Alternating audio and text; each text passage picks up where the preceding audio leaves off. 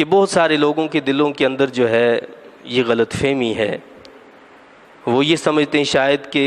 غلام باندی یہ جو سسٹم تھا یہ تو ایسا تھا کہ نعوذ باللہ ایک طرح سے بدکاری سر عام ہو۔ ایسا نہیں ہے، پہلے بھی میں نے یہ بات بتائی اور اس کی وضاحت مزید آپ کے سامنے یہ پیش کر دوں کہ یہ اللہ تعالیٰ کا بڑا کرم اور رحم ہے انسانیت پر۔ غلام اور باندیاں کیسے بنتے تھے؟ عمومی طور پر اس وقت کا طریقہ یہ تھا کہ جب جنگیں ہوتی تھیں تو مخالف جو جنگ ہار جاتا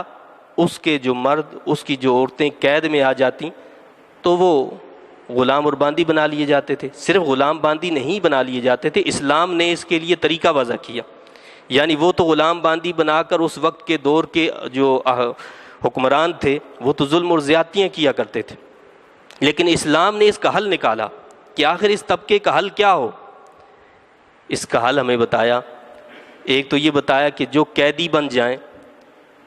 تو آپ ایسا کر سکتے ہیں کہ آپ اپنے قیدیوں سے تبادلہ کر لیں، اپنے قیدی ان سے لے لیں اور ان کے قیدی ان کو واپس کر دیں۔ دوسرا حل یہ بتایا کہ آپ ان سے فدیہ لے لیں اور فدیہ لے کر ان کو چھوڑ دیں، ان کو جانے دیں، آزاد کر دیں۔ اور ان جو طریقے ہیں ان میں سے ایک حل یہ بتایا کہ آپ اس کو غلام اور باندی بھی بنا سکتے ہیں، غلام اور باندی بھی بنا سکتے ہیں۔ اب جن کو غلام بنا لیا گیا، باندی بنا لیا گیا، اب یہ ایک حکومت پر ایک بہت بڑا بوجھ، کیسے اس کو ان کی ضرورتوں کو پورا کیا جائے۔ اسلام نے اس کا حل کیا بتایا کہ ان کو حکومت جو ہے لوگوں میں تقسیم کر دے گی، اور صرف تقسیم نہیں کرے گی بلکہ اس کے حقوق بتائے کچھ پھر کہ اس کا حق کیا ہے۔ جو خود کھاؤ گے وہ اس کو کھلاؤ گے، جو خود پہنو گے وہ اس کو پہناؤ گے، اس کو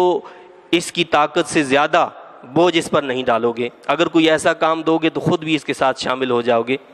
یہ ساری چیزیں اس کے حقوق متعین کیے پھر کہ اس کے ساتھ کیا کیا جائے گا۔ اب اس میں یہ ہوتا تھا کہ کسی کو غلام دے دیے جاتے تھے، کسی کو باندی، یعنی حکومت جس کو وہ دے یعنی وہ مالک بن گیا، جس کو حکومت نے دے دیا وہ مالک بن گیا، یعنی حکومت کی طرف سے ایک اتھارٹی ملتی تھی کہ جی یہ آپ کے حوالے ہے۔ اب وہ مالک بن جاتا تھا، جو مالک بنتا تھا اب اگر اس کی ملکیت کے اندر کوئی باندھی گئی ہے تو وہ اس کے لیے حلال ہوتی تھی، اس کے لیے، صرف اس کے لیے جو اس کا مالک ہے، بس کسی اور کے لیے نہیں۔ ہاں اگر مالک سے کوئی اجازت لے اور اجازت لے کر اس کی باندی سے نکاح کر لے، اب اس مالک کے لیے بھی وہ جائز نہیں ہے، یعنی مالک اس سے خدمت تو لے سکتا ہے لیکن وہ میاں بیوی کے تعلقات اس کے ساتھ قائم نہیں کر سکتا۔ تو یہ ایک اصول اور قاعدہ طریقہ ہے۔ یہاں